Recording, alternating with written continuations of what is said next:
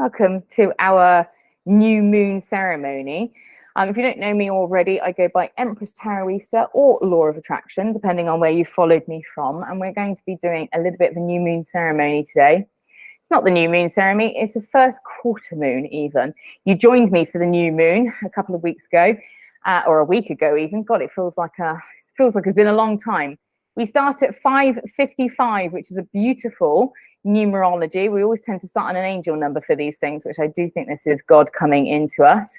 Oh, not coming into us, God coming in for us. Good Lord, it's already begun. You can tell that my spirit guides have got a very good sense of humor because of the things they make me say. They're just me in larger form, and they're filthy just as I am. So never mind, that's the divine feminine. Got a sense of humor. So today we are celebrating our first quarter moon, and this one is in Scorpio, which is a nice sign. Scorpio is a water sign, a very beautiful energy to work with. And actually what we'll be doing today is what is called a door opener spell. So this is an opportunity for you to add to the manifestations that we did on the new moon ceremony that we did last week. Last week, we were looking at the new moon coming up for all of us and the shifts of the lunar nodes. And we were looking at some healing work to be done for us last week. And hopefully you guys have got your journals or your notebooks and you remember what you do. And I would recommend to always make sure that you are writing down your manifestations, you're writing down your tarot readings, cards that you pull, spells, in some way, shape or form, in a grimoire or a book of shadows or a journal, whatever you would like to call it, just so you can become consistent in your practice, because this will save you a lot of suck it and see moments when you come to magic and practice. Now, today we're going to be thinking about the new moon intentions that you set last week. And with the first quarter moon in Scorpio, we will be looking at kind of honoring some of those intentions that we committed to last week, as well as adding to them. So think about your instinctive drives, listen to your body, trust your intuitive intelligence with this, because the energy of Scorpio may bring up feelings that are hidden underneath the surface. So now is a time for us to shed a little bit of light on them. And now is a good time to kind of have some of those revelations why you're not currently aligned with some of the things that you wanted to bring in last week. Now, with this first quarter moon in Scorpio, we're going to look at gaining some deeper insight and mental and behavioral patterns that you may be being influenced by at this current moment in time. And because Scorpio is very good for kind of allowing us to bring forward some of those unconscious behaviors that may be hindering our process, our progress, and also some of those intentions that we set last week. So it's a really good time at the first quarter moon to kind of check in on your intentions, check in how you're getting on, but also recognize whether or not you're living in alignment to those manifestations that you wanted to bring in for the new moon. What I notice a lot with people who do kind of workings is they say they want this, that, and the other, but they don't actually do anything to create any of those things. And remember that there is action in attraction. You do have to put into action something that will bring in the things that you want to bring in.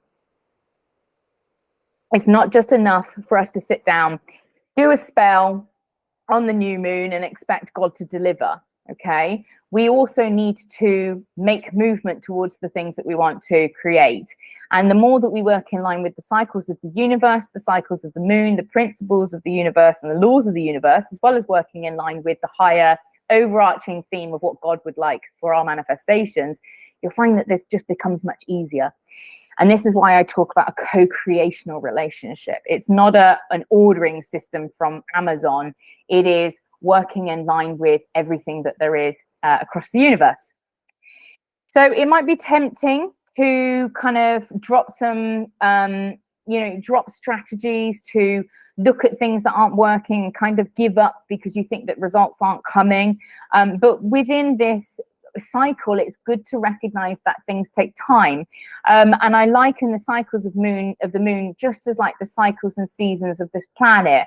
We have winter, we have spring, we have summer, and we have autumn. There is the time of growing and living and dying and rebirth that comes through everything.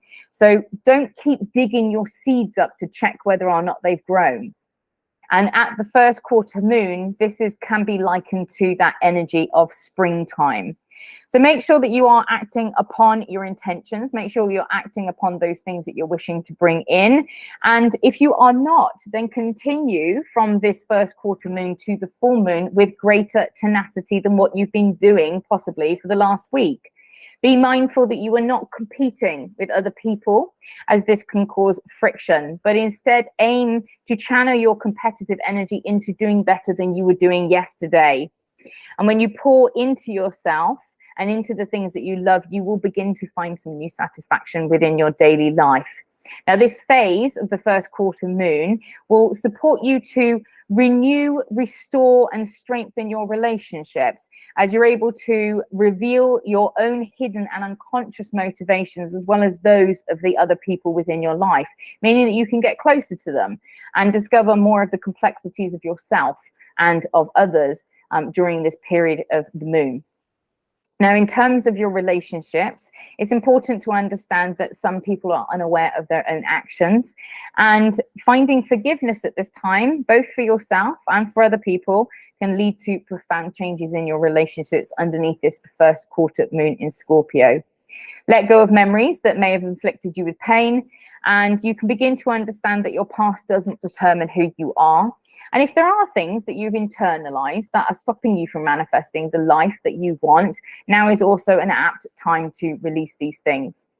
Now, I would like you to recognize that the first quarter moon is an important time to set intentions and to bring the building blocks in place to allow you to follow your intended path, to continue that building stage up until the full moon that comes in next week. That, if I have the energy and the impetus, I'll probably see you then as well. We'll see how things go. Never overpromise, I've found in life. Always underpromise and then give a little bit more if you've got the energy. Now, today we're going to be doing a little ceremony, and this is, as I said, called a door opener ceremony. This is to allow you to release some of those things in your life that may be holding you back. And I asked you to bring with you a few things, and this will help you to kind of clear some of those things from your pathway that may be causing you problems. And you may be able to see on my altar here, hopefully, if I bring this down, I will be able to. You can see that I have mine arranged here. I've got my glass of water, my incense stick that's not lit, my candle. I have a citrine I'm using today because I am going to do some unblocking in relation to wealth and prosperity. And in the center of my altar here, I have my little Ganesh. And I work with Ganesh a lot. If you've been following me for recently, you'll notice I work quite a lot with Ganesh. If you don't have these things, please do not worry, because these are just additions to my altar. Now, my little Ganesh is centered in between 3 other crystals that I am using to charge him. But you'll notice that my altar is laid out. Now, I have laid my altar out in regards to the 4 elements, which is earth, air, fire, and water, which is the things that I have asked you to bring, were a bowl of water, an incense stick, a crystal or gemstone, and a candle, which represent the 4 elements that we'll be working with, which are aligned to this beautiful physical realm called Malkuth that we all live in. Now, on my altar, which if you haven't got one, you can just use a table, okay? Doesn't need to don't worry about this being too big a deal. And something I would recommend is, if you are using an altar and you forget to tidy it up or clean it up, or there's stuff on it, take it down, clean it up, and put it away, and then bring it back out again. If you're not somebody that can keep your altar clean, don't keep it out all the time, because whatever stays on your altar, you'll be bringing in, okay? And you'll also be devoting to the gods. So if you're somebody that's got dead flies or dust on your altar, I wouldn't recommend it, because those are things you don't particularly want in your magical workings, okay? So my altar has been arranged in alignment to east, west, north, and south. This is a little bit more than you possibly able to do. But if you are able to, you know, most people kind of know whether they've got a south-facing house or a west-facing house, and you often can recognize where the sun rises and where it sets. So recognize that it rises in the east, it sets in the west. You could probably have a look out the window and work out where it's coming from. But if you can't do that, please don't panic. Just lay your things out in a quadrant. You can see that mine are laid out as if it's in a square. So 1, 2, 3, 4, as if it's the corners, and mine are aligned to east and west. So on the altar, if you do know roughly where things are facing, the water faces the west. So for me, east is directly behind me, okay? So I have my water in the west position, as if I had a cross on there. West position is my water. Air faces east, which is my incense stick, okay? The fire faces south, which is obviously my candle. And for representation of earth is my crystal, which is on the north. So you can spend a moment to try and work that one out if you can. But again, the gods are not that pissed off at you if you get it wrong. You know, you're doing your best. They're aware that humaning is not as easy as spiriting. So if you're doing your best and you're trying your best, that's all you need to do. Now, the first thing I would like you to do is to light your incense. Now, your incense is representational of the element of air.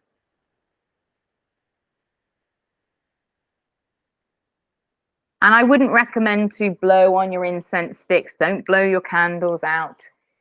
Blowing on elemental spirits is considered rather rude.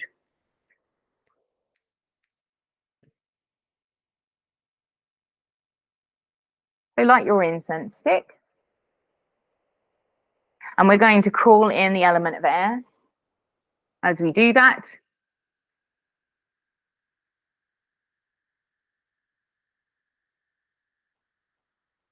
and I'm going to start here for a moment. If you'd like to take a second, you're welcome to close your eyes and take some deep breaths. Watching other people try and do their rituals.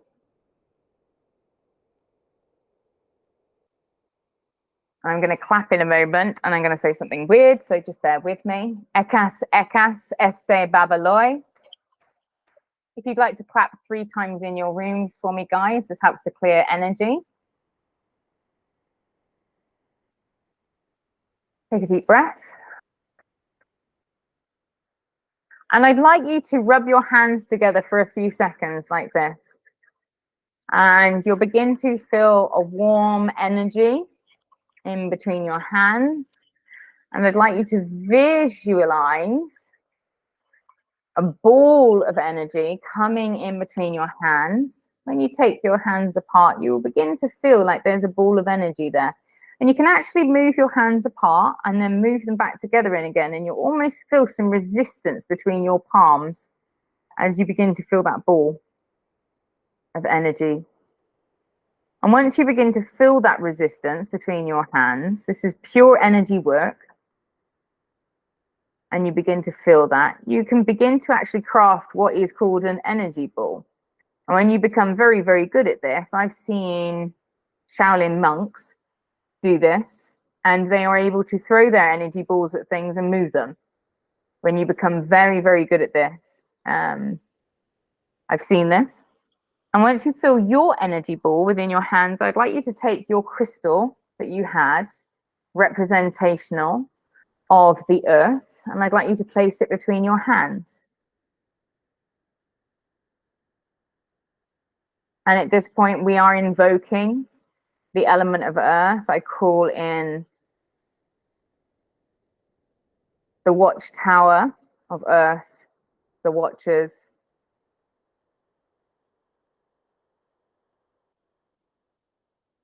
Calling in those from the north to aid us in this working. And as you sit there with your crystal between your hands, I'd like you to imagine yourself infusing your light, your life, your energy into that crystal. You can almost imagine taking a few deep breaths in and seeing a white light breathing in through your nose and then shooting down from your nostrils, down your arms, into your hands, into that crystal. When you begin to feel that crystal become energized, you can just pop that back down into the position that it was previously, which will hopefully be facing north on your altar. You can take a deep breath. And at this point, we're going to light our candle. If yours is already lit, don't worry about it. These things happen. I'm going to light mine. And at this point, I would like to invoke the spirits of fire, the element of fire, into this working. I call the elements from the Watchtower of the South in to aid us in this working, the elementals of fire. I call upon this presence to come into my room, into the other rooms, anybody else who is here. And now I'd like you to dip your finger into the water and just feel the company of the water element, representing a state of flow, a mirror that can open the door to a new reality, transforming energy that will clear all blockages. And I like to take my finger out and dab it upon my third eye, upon my throat, and upon my heart. And I'd like to welcome into this space the watchers of the West Watchtower, the elements of water. I welcome you into the space to help us all. Help me in my space, help those that are watching on the replay, help those that are joining in live, to help us with this transformation and to clear all blockages. Remember, the power of water is one that chips away at even the largest of stones. And I'd like you to repeat after me. By the elements of universal light,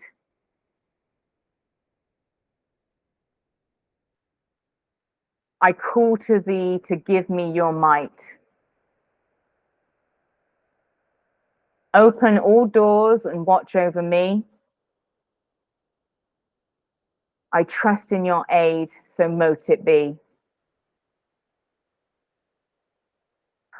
And I'd like you to take a second just to close your eyes.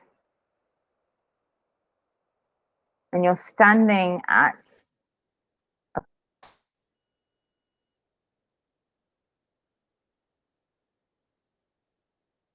you have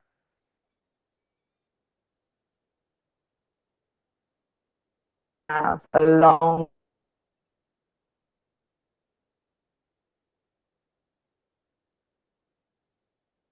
wide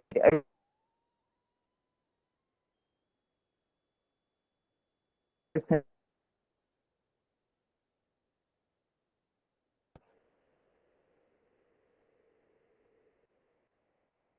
See that long road ahead of you.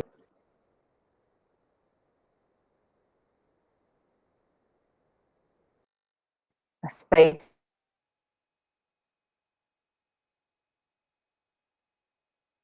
that will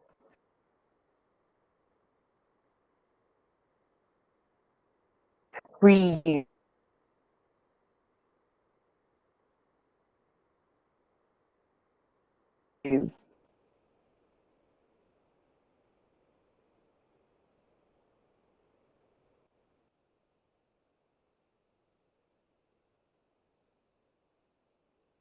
towards your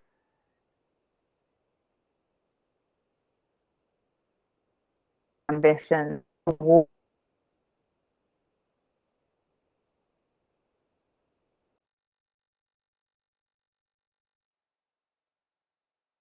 chaos in their life, to open the doors,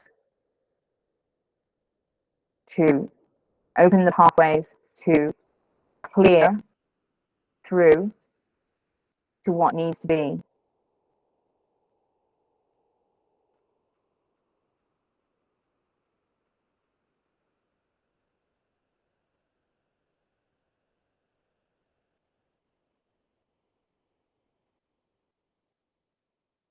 Just take some deep breaths and imagine yourself standing at that long track in front of you.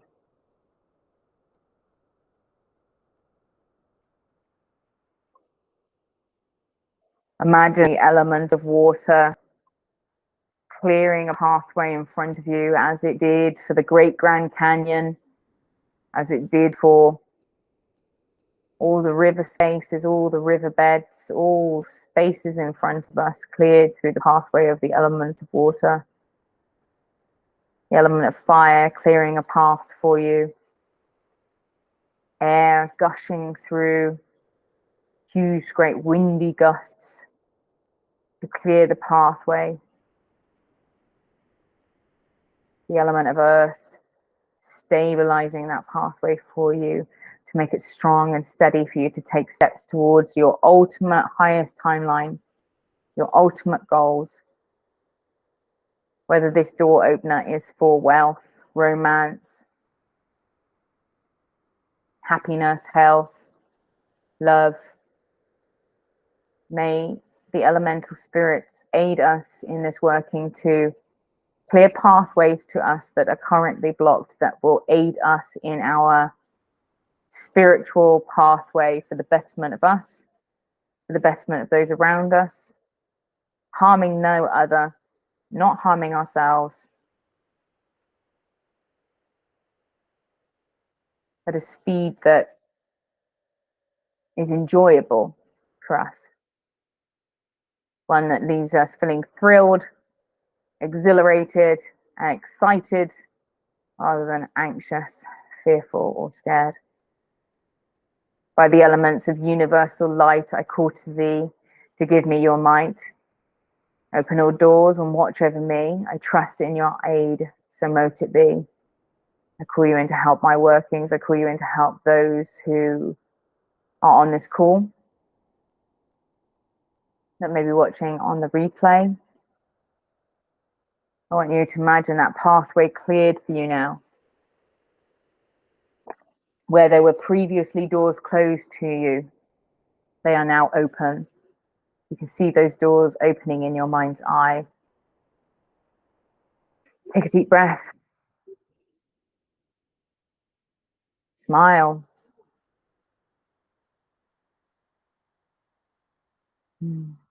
Recognize that you are always supported. You're always supported by the universe. Even when things are going wrong, they're going right. Don't ever forget it. You're never alone. Always supported. Always being pushed, course corrected to your highest pathway. I'd like you to put your hands together at your chest in a prayer status. At this point, I would like you to thank the universe, thank God, thank the deities, the elemental spirits, whomever you would like to thank at this point. I would like to thank God. I would like to thank the elementals. I would like to thank my spirit guides. I'd like to thank each and every one of you here and watching this on the replay. I'd like to thank the moon for her beautiful energy that we will be taking today for this working. And perhaps you'd like to take a second to thank yourself for being so fucking fabulous.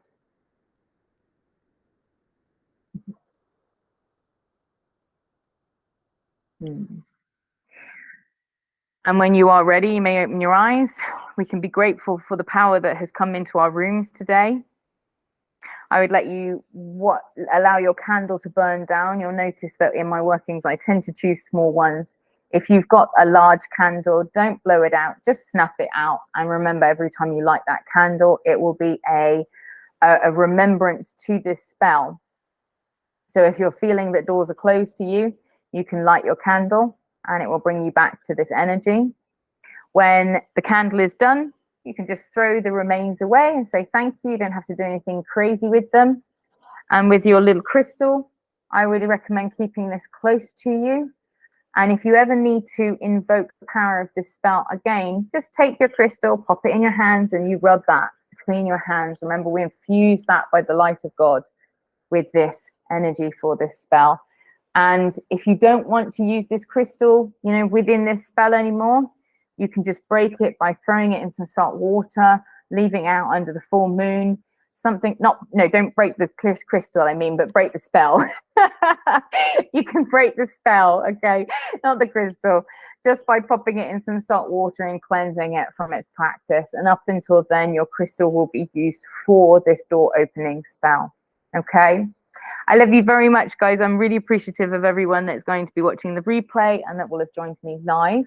If you've got any questions, always feel free to send me an email, LAU of attraction at gmail.com. That's law of attraction at gmail.com.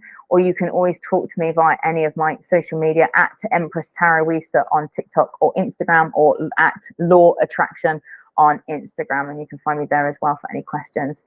If you are interested in learning more about witchcraft, I have a beautiful course called Coven at the moment, which I'm willing to offer you a large discount on if you are interested, and I'd love you to come on board. We're looking at astrology, we're looking at tarot, we're looking at witchcraft, we're looking at all the things that will step you into a co-creational relationship with God and give you the power of being a motherfucking goddess, which frankly, as a goddess maker, is what I love doing. I love you very much, and I'll speak to you soon. I'm gonna end the recording. Boom. You are welcome to unmute, Hazel, if you've got any questions. Oh, she says. There we go.